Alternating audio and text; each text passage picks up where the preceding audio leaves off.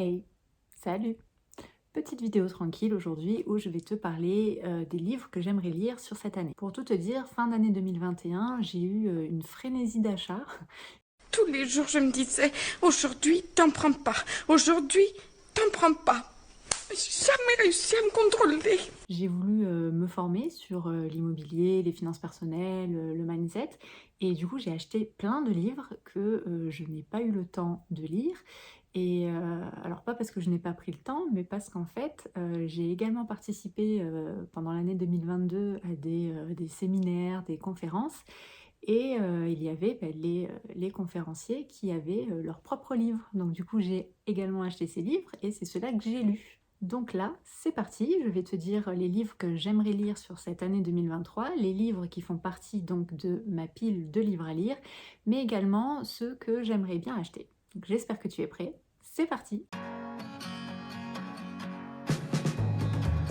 Alors, le premier livre que je vais te parler, c'est d'ailleurs un des premiers livres que j'ai acheté, c'est Influence financière, mon manifeste de Hassan B.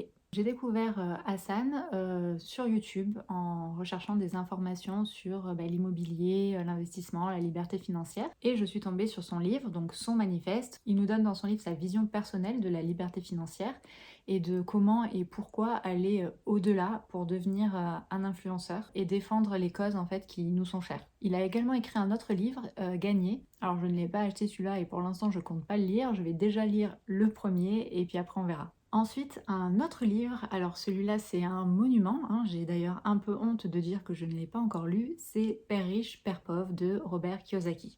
Oui, c'est la Bible de l'investissement immobilier, la Bible des finances personnelles, mais voilà, je ne l'ai pas encore lu. Je l'ai acheté, mais je ne l'ai pas lu. Et je l'ai même acheté à mon neveu, donc tant il va le lire avant moi.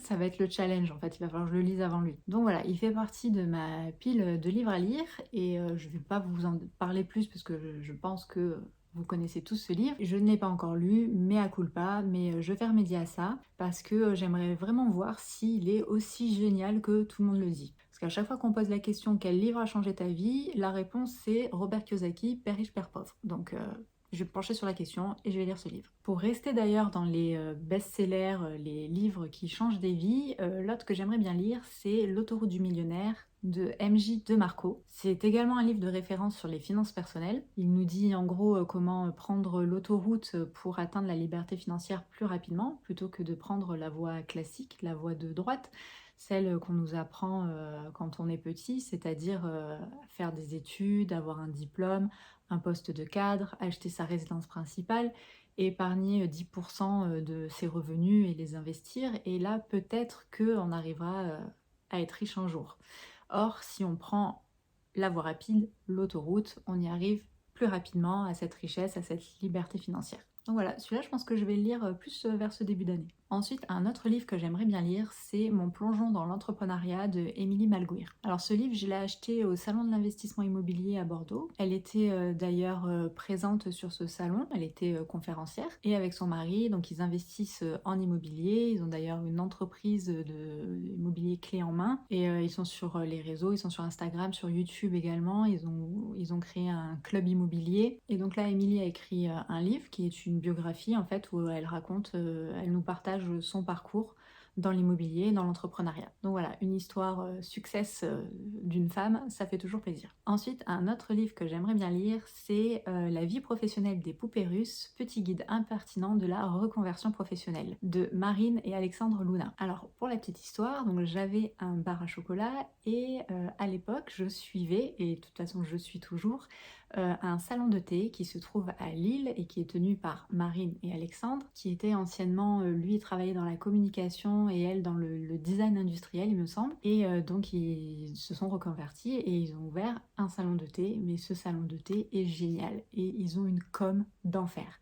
C'est-à-dire que le salon de thé est tout petit en fait, c'est beaucoup de ventes à emporter, il y a à peine 4 chaises à l'intérieur, mais elle a dépoussiéré en fait le salon de thé, donc les pâtisseries à l'ancienne et autres, c'est très gourmand. Et lui, il se charge de la com et c'est de la folie. Tous les dimanches, il fait des concours à la con avec des questions où tu ne peux pas avoir la réponse.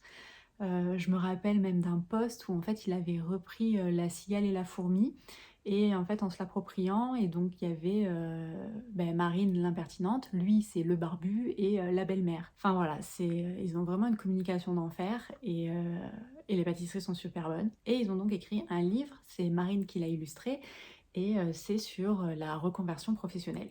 Donc le sujet m'intéresse quand même un peu, mais j'avoue que je le lis surtout pour eux et pour leur humour, leur délire, parce que, enfin voilà, je suis vraiment fan de ce salon de thé. Ensuite, l'autre livre que j'aimerais lire, il est d'ailleurs juste ici, c'est La magie des dividendes de Raphaël Cartelli. Alors celui-là, j'ai à la fois hâte et pas hâte de le lire, parce qu'en fait c'est un véritable pavé.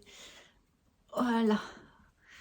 Et c'est sur la bourse, donc ça va être dur, mais j'en entends beaucoup parler, j'en entends du bien, et donc j'ai quand même hâte de le lire, mais en fait je pense qu'il faut que je le prenne dans le sens où c'est pas un livre qu'on lit et puis après on pose, on le met de côté, on le donne ou on le relit si ça nous a plu. Non, je pense que c'est vraiment un guide en fait à garder à côté et à noter, voilà, un guide pratique pour investir en bourse. Donc voilà, ça peut servir de cale-porte aussi si vous voulez. Donc voilà, objectif de cette année, au moins le commencer. Voilà. On va le reposer en essayant de ne pas se faire une luxation, hein, avec le poids. Alors, l'autre livre que j'aimerais lire, c'est L'art subtil de s'en foutre. Il est également dans la pile à lire. De toute façon, ils sont tous derrière moi, hein. Lui aussi, c'est un best-seller dans son domaine. C'est un livre de développement personnel et donc j'ai un peu peur avec ce type de livre, sauf qu'en fait, derrière, il y a écrit « c'est le livre de développement personnel si vous n'aimez pas le développement personnel ». Donc, à voir, à tester. En plus, j'adore le titre, donc je pense que l'intérieur du livre, si c'est au même niveau, je pense que ça va me plaire. Donc voilà, je vais le lire cette année. Autre livre que j'aimerais lire, c'est Être zen. Ça prend 2 mois de programme pour vaincre le stress. C'est Benjamin, je sais pas comment se prononce son prénom, je vais vous le lire pour pas l'écorcher, quoique si je vais quand même l'écorcher. Lubzinski. Lubzinski. Bref, Benji pour les intimes. Je suis une grande stressée de la vie, une grande angoissée, donc c'est pour ça que j'ai acheté ce livre, puisque il propose également un programme.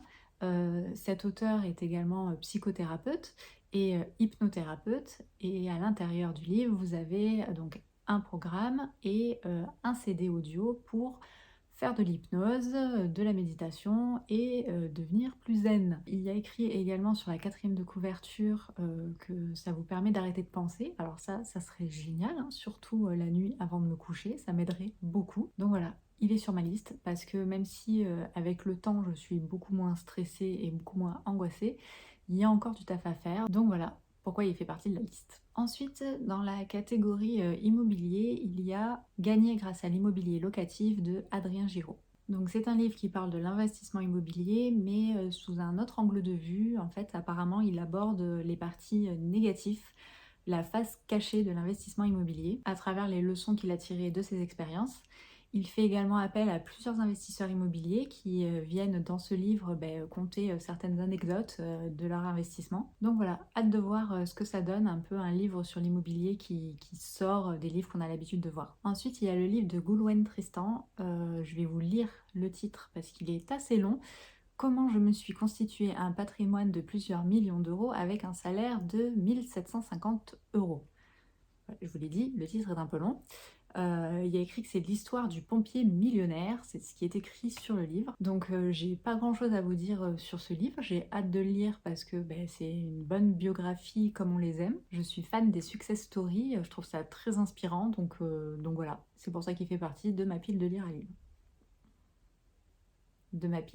lire. Une autre biographie, c'est La retraite à 40 ans de Victor Laura. Donc Victor est devenu rentier à 30 ans et dans ce livre, il nous partage sa philosophie et comment il a atteint cette liberté financière. Donc c'est un livre qui va parler de bourse, d'immobilier, d'entrepreneuriat, mais également d'une autre manière de consommer puisqu'il me semble qu'on va aborder le mouvement FIRE. Donc le mouvement FIRE, c'est un acronyme qui signifie, je vais vous donner la traduction en français parce que je vais vous épargner mon accent anglais. Donc FIRE, c'est liberté financière et retraite retraite précoce. Le mouvement FIRE, en fait, ça consiste à vivre de manière frugale pendant quelques années, le temps d'amasser suffisamment de fonds que vous allez après investir pour pouvoir atteindre la retraite, si possible, avant 40 ans. Donc voilà, une biographie avec une autre vision, une autre philosophie de vie, mais toujours pour atteindre cet objectif de liberté financière et l'objectif de vivre libre tout court, enfin la vie que l'on souhaite. Donc voilà. Hâte de lire aussi. Ensuite, dans les livres que j'ai pas encore achetés, ils font pas partie de ma palle, mais j'aimerais bien les lire, c'est Réfléchissez et devenez riche de Napoleon Hill. Donc pareil, c'est un best-seller aussi, un livre assez ancien, j'en entends souvent parler, donc très curieuse de voir ce que ça donne sur le mindset et le développement personnel. Il y a également Mes 68 commandements pour vivre de l'immobilier de Alison Jungling. Alors elle aussi, je la suis sur Instagram, elle est très inspirante, une girl boss à succès. Donc voilà, hâte de lire ce livre parce qu'elle l'a sorti cette année et j'aime beaucoup son parcours, il est très inspirant, donc hâte de lire son livre. Il y a également Inébranlable de Tony Robbins. Donc Tony Robbins, coach mondialement connu, très réputé dans le développement personnel. Je suis Travel Call Girl sur les réseaux qui est allé justement à un de ses séminaires aux États-Unis, séminaire qui dure une semaine. Et c'était de la folie, elle nous a fait un vlog dessus, puis elle nous a aussi retranscrit tous les jours via Telegram ce qu'elle vivait. Donc voilà, c'était très inspirant et du coup je suis très curieuse de lire son livre. Et enfin, le dernier livre que j'aimerais lire, c'est Les Cryptos de Caro de Caroline Jurado. Donc je me suis abonnée à sa newsletter il n'y a pas très longtemps, c'est la première en France.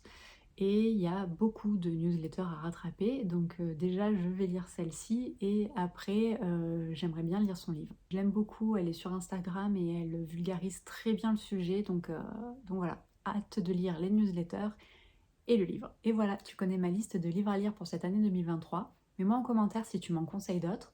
Et sinon, j'espère que tu as apprécié cette vidéo. Abonne-toi si ce n'est pas déjà fait. Et puis je te dis à bientôt dans une prochaine vidéo. Ciao! Je reviendrai.